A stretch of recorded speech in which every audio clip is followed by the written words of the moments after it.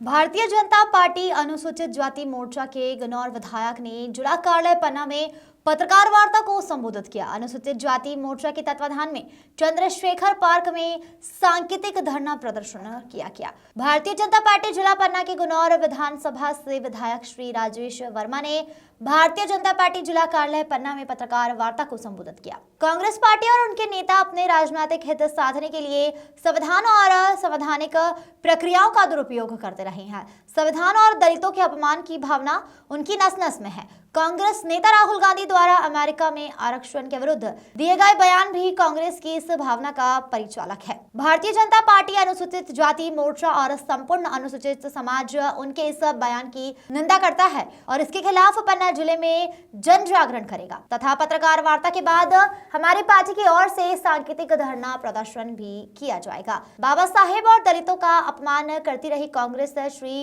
राजेश वर्मा ने कहा कि कांग्रेस पार्टी ने लगभग 57 वर्षों तक देश पर शासन किया, लेकिन इस दौरान कभी उन्होंने संविधान में प्रदत्त मूलभूत आरक्षण के सिद्धांत को सही भावना और स्वरूप में लागू करने की इच्छा शक्ति नहीं दिखाई। तत्कालीन प्रधानमंत्री पंडित जवाहरलाल नेहरू ने 1956 में पिछड़ा वर्गों को आरक्षण देने से संबंधित काका कालेलकर आयोग की रिपोर्ट को खारिज कर दिया था। 1961 में पंडित नेहरू ने मुख्यमंत्री को पत्र लिखकर कहा था कि आरक्षण से असमता और दोयम दर्जे का मानक पैदा होता है। पंडित नेहरू ने ही बाबा साहेब अम्बेडकर के सामाजिक और राजनीतिक जीवन को समाप्त करने का षड्यंत्र रचा, उन्हें लोकसभा चुनाव में हराने का पाप किया। श्री पिरोनिया ने कहा कि कांग्रेस ने डॉक्टर बाबा साहेब अम्बेडकर का अपमान करने में कोई कोर कसर नहीं छोड़ी। कांग्रेस के सरकार ने कभी भी बाबा साहेब का तैलचित्र संसद में नहीं लगने दिया और न ही उन्हें कभी भारत रत्न देने का प्रयास किया। संविधान की आत्मा को कुचलती रही। कांग्रेस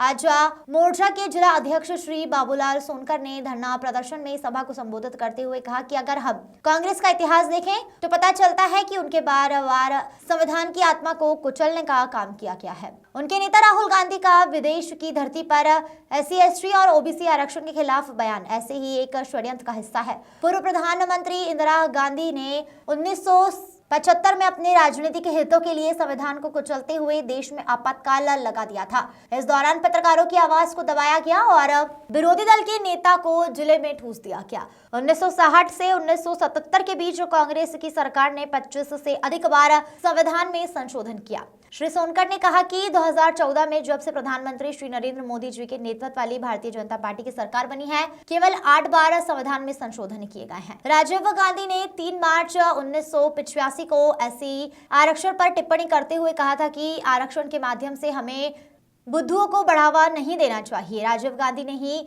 मंडल आयोग की रिपोर्ट का विरोध किया तथा 1990 में लोकसभा में आरक्षण का भी विरोध किया। श्री सोनकर ने कहा कि डॉक्टर बाबा साहेब अम्बेडकर और संविधान सभा में संवैधानिक के धर्म के आधार पर आरक्षण को मान्यता नहीं दी थी, मगर कांग्रेस ने 42वें संशोधन के बाद इसके रास्ते खोल दिए। वर्तमान में OBC कोटा से मुसलमानों को आंध्र प्रदेश में 4%, केरल में 8% और तमिलनाडु में 3.5% आरक्षण दिया जा रहा है, जो दलितों, आदिवासी और पिछड़ा वर्ग के साथ धोखाधड़ी है। श्री पिरोनिया ने कहा कि कांग्रेस की केंद्र सरकार ने देश में 90 से अधिक बार निर्वाचित राज्य सरकार को बर्खास्त करके अनुच्छेद 356 का दुरुपयोग किया है। पत्रकार वार्ता में मुख्य रूप से गन्नौर विधायक श्री राजेश वर्मा, जिला अध्यक्ष श्री ब्रजेंद्र मिश्रा, अनुसूचित जाति मोर्चा के जिला अध्यक्ष बाबूलाल सोनकर, जिला महामंत्री श्री संजय अहरवार शामिल थे। अरविंदर सिंह यादव की रिपोर्ट। देश के शहर मीडिया प्रभारी आदरणीय श्री आशीष तिवारी जी और साथ में जिले के मीडिया प्रभारी आदरणीय प्रदेश शौर्य जी, जिला अध्यक्ष अनुसूचित जाति मोर्चा के आदरणीय बाबूलाल सोनकर जी, महामंत्री आदरणीय संजय अहरवार जी सामने आए। इस वार्ता राहुल गांधी ने भारत के संविधान और अनुसूचित जाति वर्ग के ऊपर जो प्रहार किया, जो जीवन भर कांग्रेस सिर्फ शोषण करने का काम कर रही थी, ऐसी कांग्रेस ने उनके जो नेता है राहुल गांधी जी, वो अमेरिका में जाकर हालिया में वहाँ पे आरक्षण हटा देने की बात राहुल गांधी ने वहाँ पे कही। और राहुल गांधी तो ठीक है, उनके जो पूर्वज रहे, चाहे वो नेहरू जी रहे हो, चाहे इंदिरा गांधी जी रहे हो, सिर्फ अनुसूचित जाति का शोषण किया और अनुसूचित जाति का वोट बैंक जो वो मान के चलते थे कि ये तो बंधुआ मजदूर है अनुसूचित जाति के लोग जो कांग्रेस को ही वोट करेंगे, उनके शोषण करने का काम किया और कांग्रेस पार्टी के 57 वर्षों तक देश पर शासन किया।